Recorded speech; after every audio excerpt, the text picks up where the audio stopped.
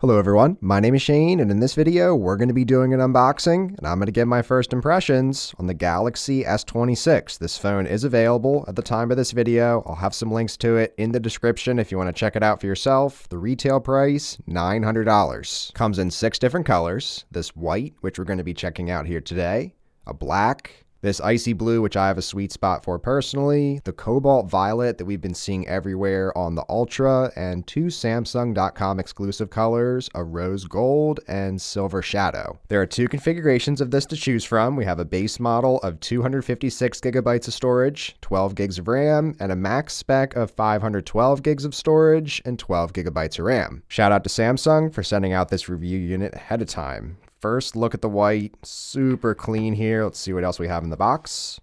Inside the box, have our usual suspects, some paperwork, USB Type-C to Type-C charging cable, and a SIM ejection tool. First impressions of the S26 in hand, I am immediately noticing the more rounded edges on this. To my surprise, they're actually rounded out a little bit more on this base versus the Ultra variant, at least on the front here. We still have a flat display, of course, but just a much more comfortable feel in the hand. Taking a physical tour, we have our power button and volume rockers on the right. We have 2 mics on the top. Nothing over here on the left. On the bottom, we have our SIM tray, which in here we have room for 1 physical SIM card, no micro SD expansion here. We have another mic. The Type-C port on this is still only just capable of 25 watt charging, and we of course have a dual speaker setup here. As far as comparing this to last year's S25, 168 grams.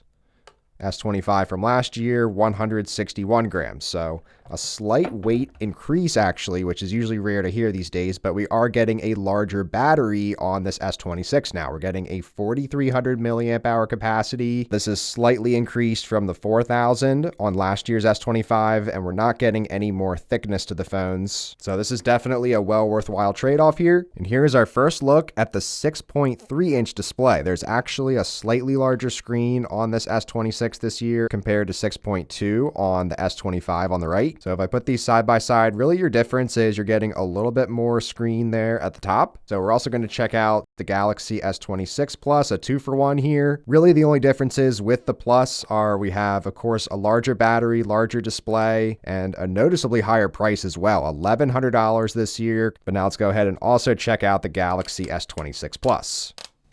First impressions of the Plus out of the box and side by side, definitely a noticeably larger phone here on the Plus version. We have the same more rounded out edges on this for a more comfortable feel. The S26 Plus coming in at 192 grams. We take the S25 Plus from last year, getting a little bit of a weight increase actually. Really the biggest difference between these, aside from size of course, is the S26 Plus having a slightly higher resolution at 1440p, and the S26 can go up to 1080p. We also have slightly faster charge on the S26 Plus at 45 watts. And it's been a couple days now since I first started using the S26 and S26 Plus, so I'm ready to share some of my first impressions with you guys. So first, getting into the phones, the Biometrics. Love the ultrasonic fingerprint scanner on these. Just a tap of your thumb gets you right in. Just an instant tap every single time. We also have face recognition. Gets you in super quick. As far as first impressions on the base S26, even though not a whole lot has changed from the S25, I am liking the slightly increased screen size. Of course, the extra battery is appreciated. I do like this larger power button on the side. Not a major difference by any means, but I noticed that on all the previous S25 phones, even the Ultras, power buttons were noticeably smaller. As far as the hole punch cutout, actually getting a little larger on the S26 for whatever reason. There are definitely still some outdated aspects on it, like the cameras. We'll check those out next. Getting really good performance here. We have the Snapdragon 8 Elite Gen 5 on this. It's an overclocked version of the processor, so about 15 to 20% gains in CPU and GPU performance. Even though it is the smallest phone in the lineup, I think you can definitely still do a lot with this. Taking a look at the cameras, we have the same setup that we've had on this S series phone for the past few years now. We have the 50 megapixel primary lens. There is a 12 megapixel ultra wide lens. There's a 3 times optical zoom here that looks pretty good. Here is a look at the 10 times digital zoom. Beyond that point on these phones, I find that's when you start to lose quality. Here's a look at the 30 times. There is a slight improvement on the video side. We're able to zoom up to 15 times now. This was just 12 times on the S25 last year. And then taking a look at the super steady horizontal lock that is also coming to this S26 and S26 Plus, same as the Ultra. So I'm sure you've seen this 100 times already, people twisting their phones all around in the mirror. But it is honestly a very cool feature. It is a built-in gimbal to these phones now. I absolutely love the horizontal lock feature. Taking a quick look at initial battery life, haven't gone through a full cycle on these, but I'm at 2.5 hours of usage so far with still 77% of the battery. What I can say about these Snapdragon 8 Elite processors is that in your lighter tasks, you get very good battery life. So even though these phones get a lot of criticism for not having the latest battery tech and having higher capacities compared to other options on the market right now, I can still get 8 hours of screen on time on these phones in lighter use cases. And my first 4 or 5 battery cycles on the Ultra have all been 8 hours of screen on time. So I think that is going to translate down to these phones as well. Now I also have the official Samsung case lineup for both the S26 and S26 Plus. So let's go ahead and check these out. So here's a look at the clear case. We do have a white ring around here for the camera protection, so that does match the white color nicely. But overall, Samsung is keeping these cases as minimal as possible. There is the tiniest bit of lip on the top of these. Some of these cases also do have open bottoms, and this is the only case in the lineup that doesn't have the magnetic ring on the back. Here's a look at the clear magnet case now. So once again, this white color really matching here with these. So now we can use a ton of accessories with this. Of course, we have Samsung's new wireless charger, 15 watt on this and 20 watt faster charging on the Plus. Checking out some other accessories, a magnetic wallet here actually fits just perfectly here on the S26. So you have to make sure the accessories you're getting are going to account for the very small gap, especially here on the base 26 of the magnetic ring and the camera cutout here.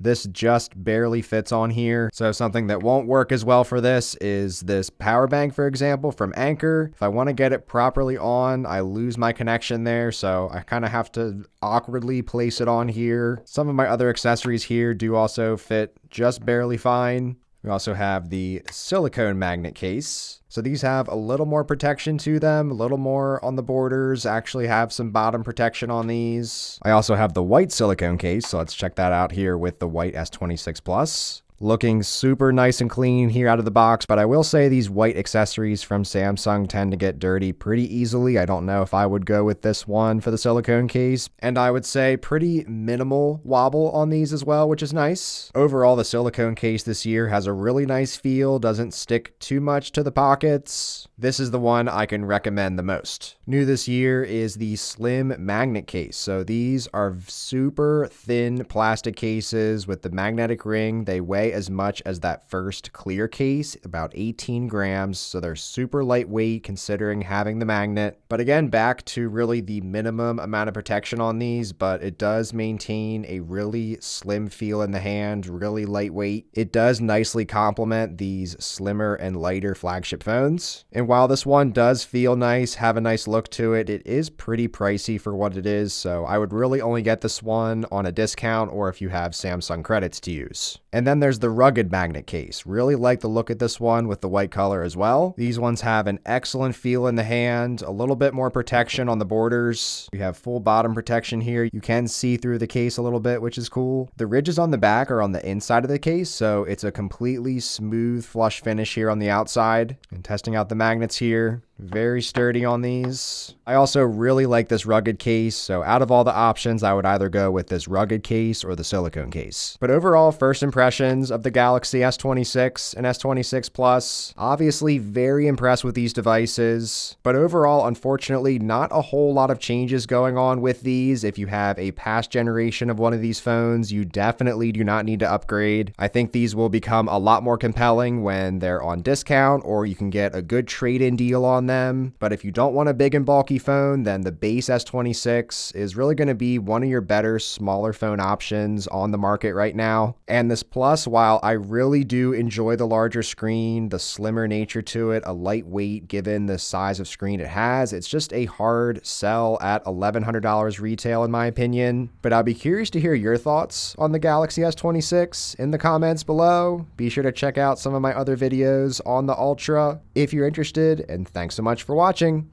Take care.